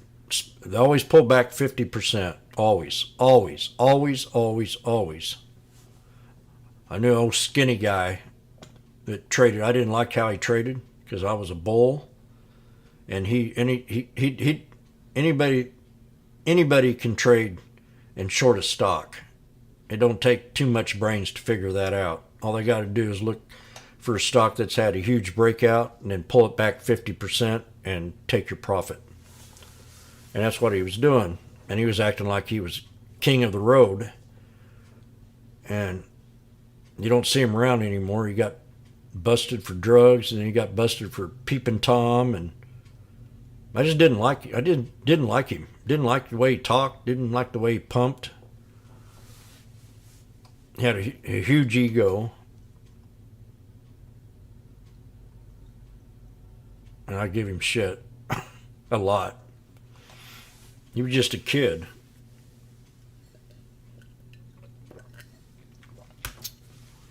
There was one stock, it was a tattoo stock. How to remove tattoos, and he shorted it. And I said, "Are you serious? Why are you shorting this stock? It had great earnings, has great news, and you're shorting the stock." And it ran 200% from his short. He lost a lot of money by just because he think that any stock that broke out would pull back. But that goes back about being in the now and reading the news. I mean, this one here terminated an offering, Tops did, and that really encouraged me. It had excellent earnings. I mean, just out of the wall earnings on this stock. And I'll still be watching Tops next week. So that's it. I hope everybody got something out of this. It'll be recorded. You can go back and watch it if you like, or share it. But subscribe, ring that bell, read some of that content down below that I have in there. I have little PayPal down there if you want to help out with the scanner or give me a little tip for staying on here for 2 hours. I also have the seminar of the sneaky snake strategy we did last week. I also have a Discord channel down there, and also have a Twitter and a Stock Twits. And then I also have the TTM squeeze chart that I've been presenting today. With all my moving averages, but the 51 you'd have to add, and that's the EMA, and then the 65 that I just added here last week that I'm working with and going to try to figure out. But my voice is getting a little hoarse, and I got to save it for tomorrow. I hope you all enjoyed yourself. And that's it. Any final questions about catching knives or understanding about the bias of the market? Copy and paste this map.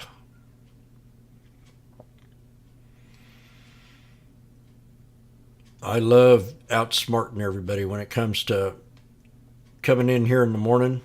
I think some of my biggest I listen to a little bit of CNBC in the morning to listen to them talk, and I know better when they talk a certain way, and I know better when they're scared and fear. Like the other day, last week or the week before, Joe and a couple others are, all we need is just one good headline, just something, one good headline. Is there anything out there that could give us a bounce in today's market? And then it was UN came out, and they were going to save some of their bonds for the pension plan, and that caused the market to run real huge that day. So they were just looking for one little headline that could give them the pump that they need. There was a month ago, they were talking about, we're waiting for the 52-week June low. There was a time when they were talking about the June low. They said, we've had 6 months of a sell-off. So the fat cats were ready to take that 6 months and run it up. And that's what they did. They took that 6 months, and you can see it on the SPY. So I was in key with what they were saying. This right here, that 6 month low. 1, 2, 3, 4, 5, 6. And then we had that breakout. We had the breakout, the pullback, and then the boom.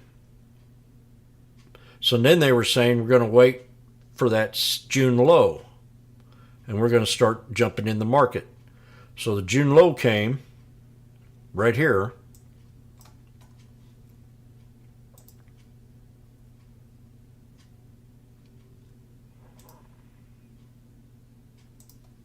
That June low came, and what happened?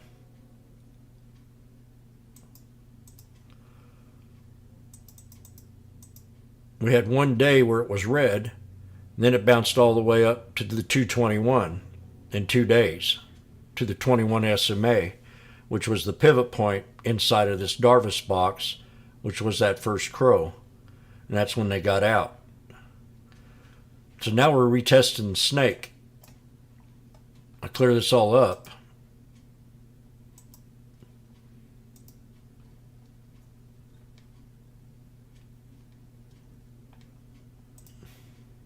And I create a snake.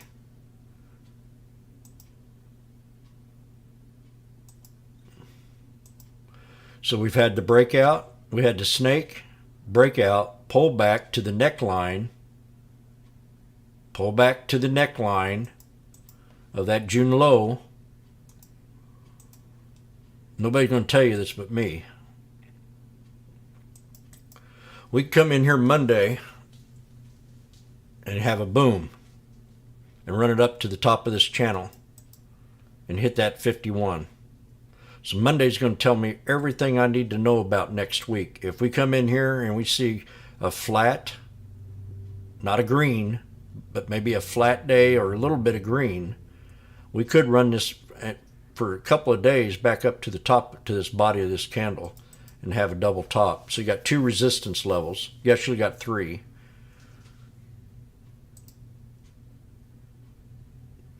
Right about there. Either go back into this pennant flag and hit the 21 or run it all the way up to the top of that box. That's the top of that Darvis box that was back here.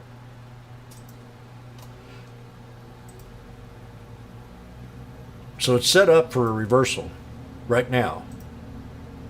Come in Monday, we're set up again for another reversal. It all depends. If we go down any lower than this trend line of 361.29, we could see the bottom of here, and that has to hold. If that 357.04 does not hold, we're definitely in for some big drama, mama. But we've got a setup. We got the snake, we got the breakout, we got the pullback to the neckline, to the shoulder line, which was the June low that they were talking about. And we can easily run this back up and go sideways. Back up here to 377.13, 378.13, and hit that 21, or go ahead and continue to the top of that box, and that'll be real bullish if that happens. Then we've got this trend line from right there. I'm going to bring it down to this one and extend that to the right because of this candle right here. And then there's your resistance back at that pivot point inside of this Darvis box, which runs into the 21. So there's confirmation, there's a confirmation, and there's 3 confirmations: the previous high, the 21 SMA, and the trend line. That's going to be very hard to break. I'd exit the trade, and it only will take a day or 2 to get there. These guys will pile on, and the trend will just go. Before you know it, we'll be there and regret it. That's what I was telling people here. I said, this is going to be a nice run. If we break out of this triple top with this Darvis box, we pulled back. We had plenty of time to take the trade. Hit the bottom of it and ran. Before you knew it, we were already at the top, and people were saying, I missed it, I missed it, I missed it. Because that 200 SMA was a hard resistance at the time, and that's what I was calling. I had nothing else in its way. If we break the 50, the 200 is another hard resistance. There's nothing else in its way. So that's a good point. We'll see what happens Monday. And I do have a doomsday chart video you can go back and watch. It's called Red October, and I did one right before it of things that I was looking at the monthly chart. So let's look at that real fast, and I'm going to be out of here. I could sit here if I had the voice and the energy, I could go over thousands of ideas. Thousands. And what was I just thinking?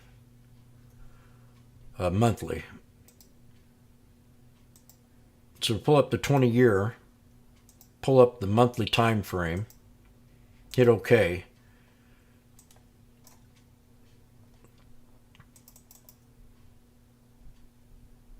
We've got a gravestone right here off the 51 EMA.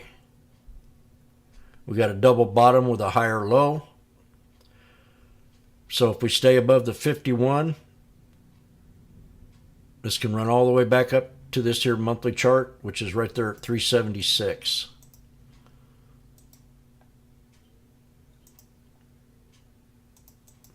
I'm going to take that back to the daily, and I want to see where that takes us. Takes us right to the bottom of that Darvas box. Right to almost the bottom of that Darvas box. So that's still a hard resistance.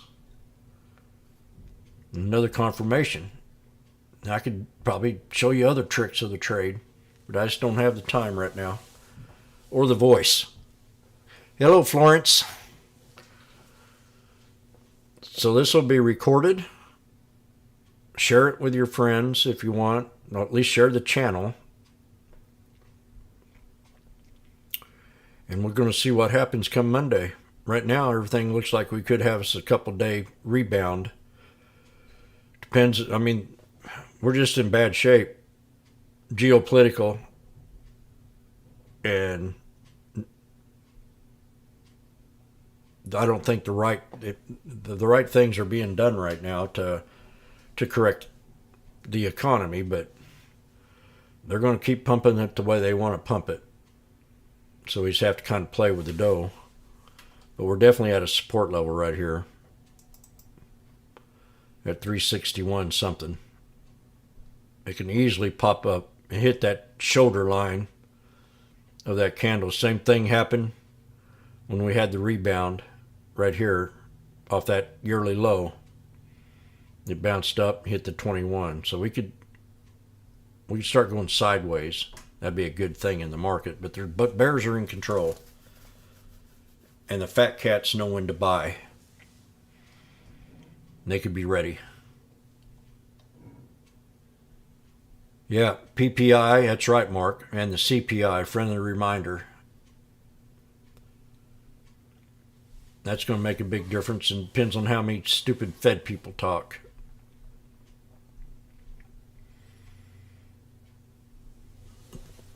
Okay, that'll be it, my friends. I hope you enjoyed it. I'm going to stop the recording right now. I got it recording and also got it live. This is Sneaky Snake Strategy. Please subscribe and ring that bell for future updates. And make a comment once the video is live. I mean, up on the video. Talk about how you enjoyed the lesson or things that I should change about it. This was more or less an open forum, but I wanted to get into the knife catching because I think it's a very valuable lesson to learn. You all have a great day, retail traders.